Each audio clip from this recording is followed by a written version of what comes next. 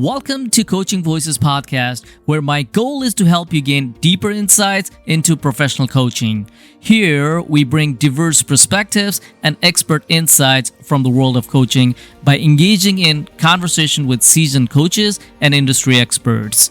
I'm Pravin Sharma, a coach and a consultant. Welcome and thank you for joining. And today, I have the pleasure of talking to a well-respected and renowned figure in the world of Agile coaching. He has coached and trained thousands of people across wide varieties of industries. He is the co-author of the book Professional Coaching for Agilists and has been successfully running his professional coaching academy, where he provides training to become an ICF certified coach. We are thrilled to dive into his decade-long coaching career and expertise. Without further ado, please welcome Damon Poole to the show. Hi, Damon. How are you today? I'm good, Pravin. How are you?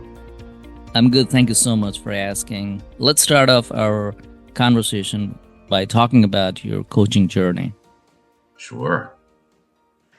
So my coaching journey, well, I think at least in the Agile space, I think it's sort of similar to what a lot of coaches' journeys were, which is, hey, how did I get here?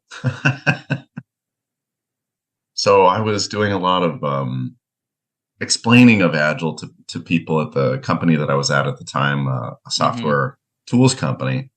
And, a lot of people were interested in Agile and they wanted to know how our tool could help. And so, at first I was anti-Agile. I thought, I was one of those people that was like, oh, you can't afford a keyboard for everybody. Two people have to share a keyboard. And, what happens if the sticky falls off the wall? Is your project canceled? Right. So, but eventually I sort of came around to Agile. At some point I realized, I can explain Agile as much as I want and, share my expertise and, what we would call in coaching, tell people what to do. Yeah. But it's, and there was some success, because if people are trying to learn something and you tell them what to do, exactly, plenty of people will try it and do it. But I just got this sense that it wasn't completely working and that maybe there was something else.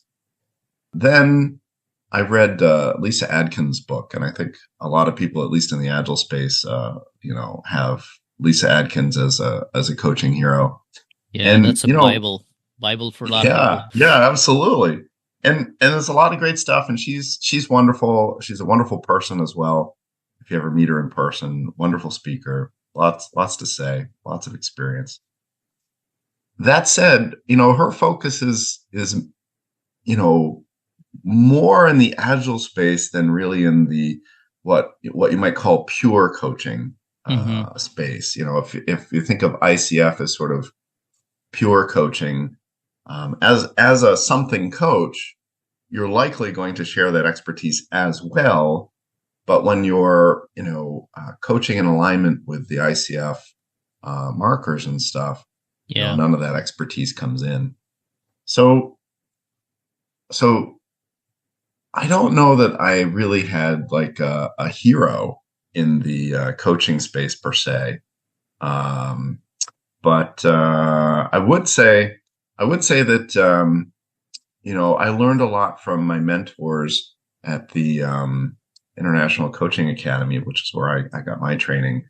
And so I say mentors because instead of having a mentor coach, they have a program of, you show up for mentor coaching and, at least the group.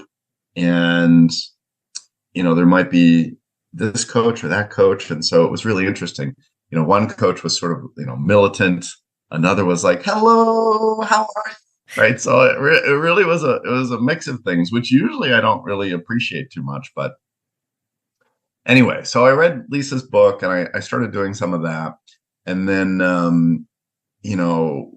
the IC Agile courses, the ICP-ACC, which is like the coaching course, the 3-day coaching course.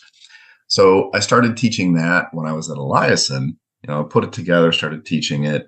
And that was, it was early in my journey. And, I think I knew enough to teach the course at the time, but it wasn't the same as, it didn't really have that true ICF flavor in there. And then I went on my own, and I had to make a new course, and I was, getting it accredited, and they said, we don't think it's quite there. I was like, what? You already approved the previous version. How could, isn't this better? And, they mentioned sort of, coaching and whatnot. And through that conversation, I realized and they realized, oh, we haven't like formally said you need this level of coach experience. And Okay. so we decided that, there were a couple of paths I could go down, and I chose to take formal, ICF training from, ICF doesn't train obviously, but from a ICF accredited training provider. And, so that's how I got into the ICF style coaching. And my God, I loved it. I was like, this is unbelievable. This is what I've been missing. This is what's not really there in the agile space yet. And, I and others have been working to put together programs for that space. And then, after that, it's really been teaching that class, right? Getting a class. And then so deciding, I would love to teach this, right? So putting together a class, getting a cohort to go through it, getting it accredited, and then teaching the class is another part of the journey.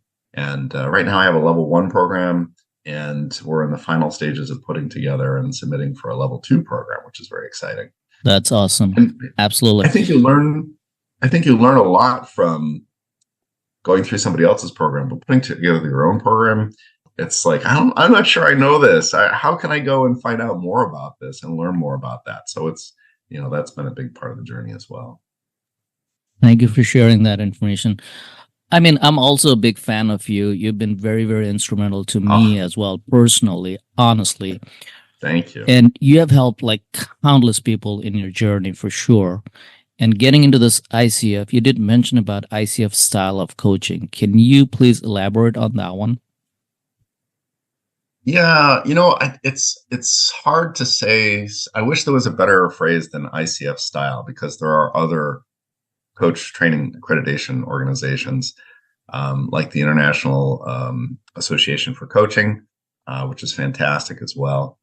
Though they're not very well known in the United States. They started in the United States, and then they sort of, there's nobody doing that in the United States. I'm hoping to actually bring that back. Okay. So that's like that would be another conversation. But I guess when I say ICF style, what I really mean is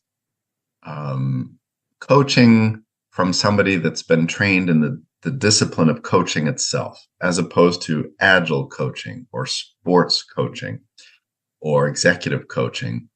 And all of those things can be rooted in ICF style coaching.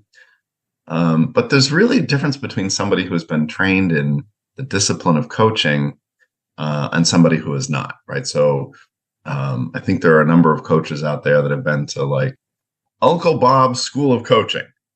Okay, so it's really how Bob coaches. And do they really mean coaching? I think, unfortunately, when a lot of people say coaching, for instance, if somebody says, I think Susan needs some coaching on that. Well, people don't need coaching on things. They just, would like some coaching on a topic of the day. But if you say somebody needs coaching on something, I think what you're really saying is, I don't think that person is doing that, the way that I would expect. And I think they need some corrective action, right? So that's more teaching or mentoring or managing or, expectation setting or something like that. Right. To me, coaching in the ICF style is really acting as a thought partner, as a person that basically helps a person clearly focus and think on a topic of their choosing. And then in the end of that coaching conversation, they've made progress in sort of figuring out, where do I go from here, right? So they're going in circles or whatever, and the coach helps them get out of that rut. It doesn't necessarily mean that, they came with a problem and it's solved. It may be, so for instance, for me, I just got some coaching recently. I was frustrated because I have all this stuff that I'm doing, and I was thinking, maybe, maybe I need like a new organizational tool or something like that. And through the coaching, what I realized is actually, oh, I just need to admit that I need to do something differently. That was it. As soon as I realized, oh, I have to admit I need to do something differently, I started having ideas about what to do. Right. So I didn't have the solution in there, but I got out of that sort of circling, like, my life sucks. My life sucks. What am I going to do? I got too much stuff to do. Um, just admitting I need to do something different was the insight that I needed, like the name of this podcast. Inside Ignite Coaching, yes. Yeah, right. So somebody ignited that insight in me, and that was the Yeah. coach. Yeah, I love the name, and that's why I wanted to have that name. And one of the other thing that I want to touch upon is you did mention about executive coaching, leadership coaching, all these different areas of coaching there, right? The aspect of this question is pretty important is because there are tons of people out there who wants to go into the leadership position, right? In your particular program, do you have a certain aspect of focus that'll lead people to choose that path? I know the professional coaching, it's a broad thing, right? But if we had Sure. to, like, for instance, right, if I'm looking to be a leader in some leadership position in a company and I do not have that acumen to become a leader, is there any kind of like specific program Yeah. that you run for? Well, I think, I heard like three different topics there. One is sort of leadership coaching, or getting into a leadership position. How do I do that? So I think every coach training program has some sort of focus. I mean, actually, that's not true. The International Coaching Academy didn't have a specific focus. It was like, how can you become a coach? And then as part of Yeah. that program, you would choose your own focus and you would describe, how are you going to use what you're learning toward that focus. But many programs do have a focus, and mine has a focus. But as far as leadership goes, I don't know that you can necessarily be a leadership coach unless you have been a leader, for a couple of reasons. If somebody looks at your bio and they don't Right. see, leadership positions, they're going to be like, well, I don't know if this is the right person, especially because a lot of times when people seek out coaching, they're probably more looking for a mentor and not necessarily knowing what coaching is. So that's one part. So as for me, I had the initial focus, a changed focus, and then I'm changing it again as I've discovered what makes sense and what the market needs. So my original program is called Advanced Agile Coaching. And it's called Advanced Agile Coaching because if I put professional coaching in there within the Agile space, people are like, well, I'm already a professional coach. I'm coaching Yeah. and I'm paid. So that wasn't working. But so the focus, it's the same. It's a 60-hour program, right? And you can go through that and get that will be part of what you need, the 60 hours of training to get your ACC. Right. And you could use that for anything, right? It's generic, and the learning is generic from that perspective. What makes it towards Agile is that the people coming are going to be coming from the Agile world. The examples are going to come from an Agilist. The context, how would you apply this in an Agile environment, is there. But as my focus on Agile is sort of switching. I'm moving sort of away from Agile, underlined and italicized to Right. what are the things that Agile can bring you, and let's focus on that, right? So maybe you need some value stream mapping, or maybe you need to rearrange teams to be cross-functional or something like that. So not so much the focus on Agile, as the main message. And I'm looking to appeal to people within the technology space in general. So the other program is called Professional Coaching for Agilists. So it's called Professional Coaching for Technologists. So it's more about people in the technology space. The thing about that, though, is it sort of puts a focus on maybe technologist is like a developer or a QA person, and that's fine. But when I submit the full program, the level 2 program, it's going to be called Coaching in Technology Organizations. Right. So that's really, I realized that's really the focus, that you're in a technology organization. Maybe you're a leader, maybe you're a manager, and you're looking into how can you add coaching as a skill set. And so that's really the new focus. You've been very successful in your coaching career. what are the qualities that you have to have for someone who is considering career in coaching? So I think, I mean, there's sort of the qualities that will bring success in any endeavor, which I think, if you're going to be a coach, it's, it's basically a business, right? So you need some business Yeah. acumen, some business experience. So there's that. It really depends. So for instance, for me, I'm personally actually not looking to become a individual coach. But I think, for folks listening to this that are looking to become an individual coach, what you need to be successful as a coach is kind of independent. It's just that I do coaching within organizations as opposed to, so for instance, mostly one-on-one coaching. So the business experience, obviously you need to understand the discipline of coaching. And I highly recommend getting ICF accredited or some other, for instance, National Association of Coaching or something like that. Because the difference between I learned from a coach training program that is not associated with a recognized coaching organization, it's very different. It's more like you're learning an approach. You're learning a methodology. You're learning a philosophy. It's not really coaching the way I would look at it as coaching. So there's the business acumen. There's the what I would call quote real coach training. Then the other part is sort of human dynamics in a typical conversation, a natural conversation. Just for instance, you and I talking, over dinner or something like that. There's a natural back and forth. What's up with you? Oh, I've had that experience. Oh, tell me more about that. Right, a natural curiosity. But my curiosity about what you're up to, if you mention a few things, I might lean to asking you about something that I'm interested in, as opposed to something I'm maybe not interested in as much. And we also, as humans, have this natural tendency to give advice. Right. Oh, Pravin, hey, wait a minute. Hang on. Let me just interrupt you there. I know exactly what you need to do. And because I want to be helpful to you as my friend, right? Or coworker or loved one or whatever. Right. So there's a lot of behaviors that are human interaction behaviors that we sort of have to unlearn and learn different ones in order to be truly successful in coaching, and to do it in a way that doesn't put people off.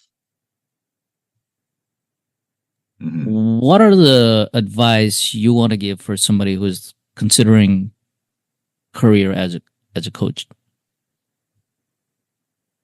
Oh gosh, where to begin? Where to end? Yeah, it's one of the questions that lots of people wanted to know, that because I'm thinking about becoming a coach, right?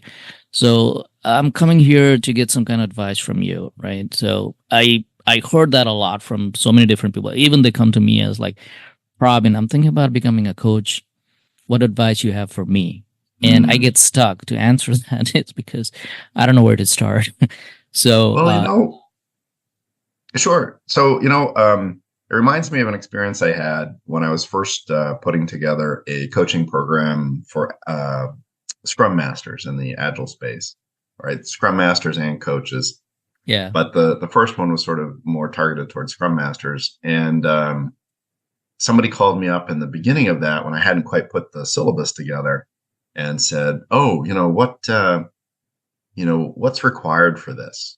And I said, well, I'm putting together the syllabus, and it has a lot of sort of, things in there, what's expected of a coach and that sort of thing. So I finished putting that together, and it had things in there like focused on others, helping people come up with their own solutions versus, telling them what to do. Right. So very typical sort of coaching things. And I sent him the syllabus, and he read through it, and he goes, oh God, I don't really want to do any of those things. Yeah. I was like, what do you mean? He said, well, I don't understand this sort of, this fluffy sort of just talk it out and people will come up with their own solutions. That doesn't make any sense to me. I've never seen that work. And I was like, oh, okay. Right. So that that essence, I've never seen that work. There's a couple things in there. One, I think the number one thing I would say is if you haven't gotten coaching before from a ICF certified coach, for instance, go do that. Just go do that. Get an experience of what it's like and ask yourself, is that for me? Right. So it's kind of like not necessarily what you need, but it's going to help you understand if this is for you or not. And every coach is different, but it'll give you a flavor of, can I see myself doing that? Do I see the value? And I think just have a good conversation with an active coach, and ask all the questions that you have to see if it's for you, right? Yeah, so dipping your toe in the Because water is yeah, the assessment that you do for yourself whether or not that's the right career or no. yeah, absolutely. So that I would say that's a one step if you haven't done that already, because actually most people have never had coaching at all, right? So there's not, like Ted Lasso might be the example that they have, and actually, from a coaching perspective, he's quite good, but that's not pure coaching either. So there's no TV program about a coach, right? Therapists, lots of therapists, but not so much coaches, right? Ted Lasso might be the closest, and that's still pretty far. The second thing I would say for advice is take a coaching program. That may sound like I'm trying to sell mine. Whether it's mine or not, it's just anybody's. And actually, a great place to start would be the Coactive Coaching book. It's just called Coactive Coaching. It's pretty much everything in coaching in a nutshell. It's not like one of these books where they're trying to sell you anything. They're just like, hey, here's what to do. All the secrets are given. You can't really learn coaching from reading a book, but you can get the knowledge at least and better understand the concepts. And I would highly recommend that book. I'd recommend my own book ahead of that if you're in the Agile space. But if you're not, then the Coactive Coaching book would be it. And then the last thing I think is, who are you as a coach, right? So we've got Probin, we've got Damon. Why go to Probin? Why go to Damon? Why go to you? What makes your coaching special? That is something that if you're looking to make a living on it, is differentiated enough. And this is kind of on the business side, really. Differentiated enough that people are going to come to you and you're going to be able to make a living. I would not say, jump into this before doing some research there, because it can be expensive to get certified. And you don't want to come out of that being like, what next? Yeah, lots of people are in limbo, meaning like, first they realize this coaching career is the right career for me. So they took a dive into it, and now they came out of it. They became a coach, ICF certified. Now what, right? And then what I've seen is a lot of these people who became a coach, they couldn't find the client. And you're not a coach if you do not have a client, honestly, right? Yeah. Do you have any kind of advice for them who just became a coach and they're in the pursuit of finding a client? Well, I think that's what I was. I mean, basically, that's what I was pointing to is that's sort of out of order. Go and figure out what your pitch is. Like, who are you going to appeal to? And either before you start the training or during the training, actually, is great too. Start getting clients. Start making your pitch to people. Hey, here's how I'm looking to help. And in the beginning, before you got your certification, of course, you're going to make it clear to people, like, I haven't got a certification yet, but here's my background. Here's how I think I can help. And I think just talking in this area could be helpful, right? So just be clear about what your background is. You don't want to tell people, hey, I'm a certified coach, when you're not. So, and also some coaching. Oh, and that's when you're looking at a coaching program, that's another important thing. Some coaching programs do all the training first, then they do mentor coaching, then they have you go and talk to people, and that's no good, right? You want to be coaching all the way through. Be clear with your coachees, what you're doing.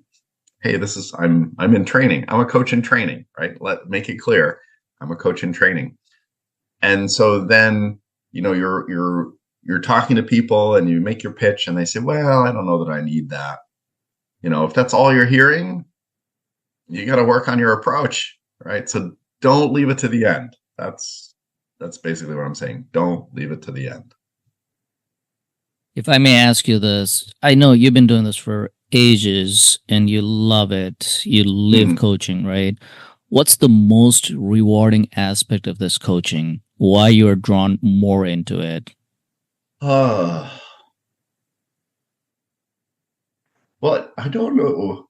I don't know that there's a single most. But I think there are a couple that are sort of in the same ballpark. One is, and I guess if I'm mentioning it first, maybe it is the most. I don't know, but one is just when the person you're coaching or the team or the organization, whatever it is, but let's focus on a person for a moment. When the person goes, huh, and then they're quiet for a moment. Actually, I'll give you a specific example. Mm-hmm. I was coaching this person for the very first time, and I put out a thing on LinkedIn. Hey, I'm looking to get more hours, and here's what I offer. So this one gentleman, we were talking, and I felt like we were going in circles, which happens, right? That's a natural thing. And I couldn't figure out why, right? And as the coach, it's not really your job to figure out, why. But I was having a hard time thinking of what to ask. It all just kept coming back to him saying, well, I have this meeting coming up in a month. And I thought, well, if everything comes back to this meeting in a month, and that's a month away, what is it that has this person so, wrapped around the axle? It feels like there's a mystery here. And I couldn't think of how to ask the question. But anyway, so I just kept doing my thing. I did what I advise people: trust in your coaching, just stay on track, do your thing. And at one point, by letting him talk, helping him explore, at one point, all of a sudden he goes, oh, and you could see him visibly relax. Oh, he goes, there's nothing I can do between now and the meeting. And I was thinking to myself, well, isn't that obvious? But I guess it wasn't to him, right? He was so mentally and emotionally invested in this problem that there was nothing he could do for a month. He couldn't let it go. So it was like he let it go. And I wasn't suggesting it. I wasn't saying anything in that area. I had no idea that there was really nothing he could do. And then he goes, that must be why my wife is so unhappy with me right now. She says, you're not present. Where did you go? And then he was like, oh, I've got to let that go. I got to spend more time with my family. And it was like he walked in all clenched up and stressed. And it was almost like he couldn't think straight. And then with that insight, it felt like he had become like a happier person in the moment, right? He had let that huge, weight off it wasn't really gone. Yeah. But he put it down for now.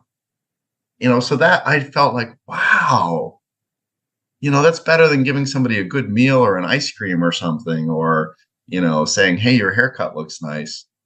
I was like, wow, I helped him get there. That was awesome.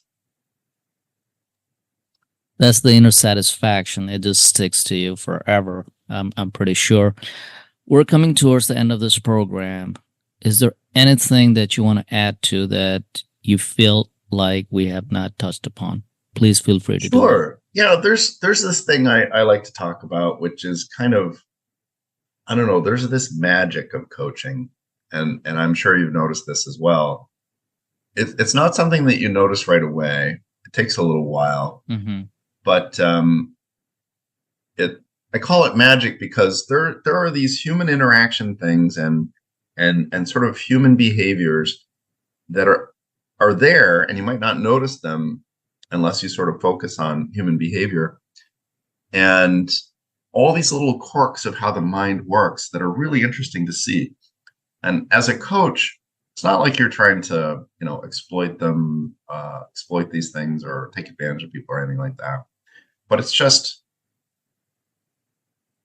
I know that there are certain things that if you do will help people think in ways that they hadn't previously.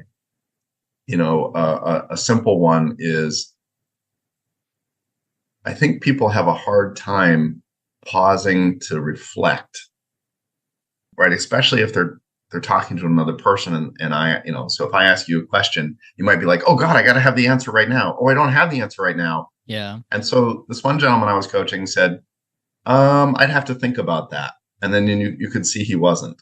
It was like, I'd have to think about it, but I don't want to waste your time. Like, he didn't say that, but I didn't want to waste your time, so I won't think about it. Right? What's your next question, basically? And I was like, oh, you'd have to think about it. Well, that's exactly what I want you to do. Right? So I gave him permission. I said, well, that's okay. I'm not going anywhere. This is for you. I'll reflect on it for a moment. I'd be really curious to know your thought on that. And then, he thought about it and he thought about it, and he really had not thought about it before. And an insight came out. So that was fantastic, right? So that's one example. I think another example would be something like, I call them wiggle words. You ask somebody, oh, and when might you do that? Not because you're looking to hold them accountable, but, going through accountability and helping them think it through. And I noticed, it took me a while, but now I put it into my program, this idea of wiggle words. People will say, you ask them, when might you do something? And they say, well, I'll probably do it maybe next Tuesday or so.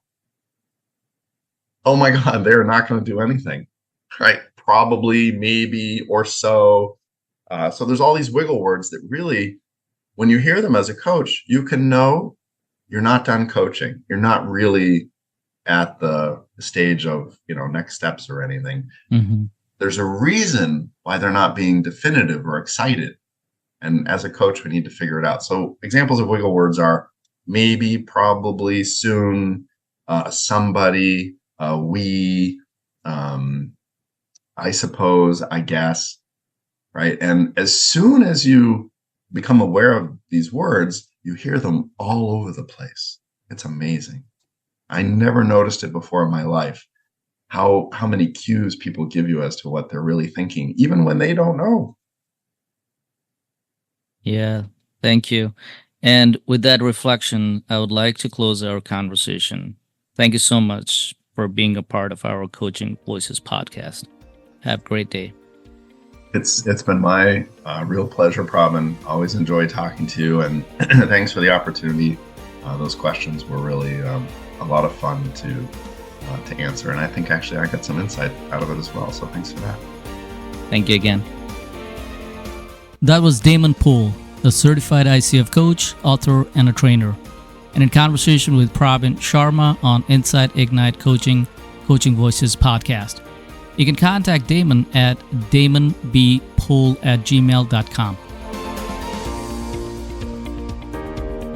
We'll be bringing out coaching-related topics in coming episodes from the Insight Ignite Coaching. If you find this content helpful, share with your friends and colleagues, and follow our show in Spotify, Apple Podcast, YouTube, and in our own webpage at www.insightignitecoaching.com. Please continue to leave your candid feedback. That's the only way we can grow and serve our coaching community. Thank you for listening.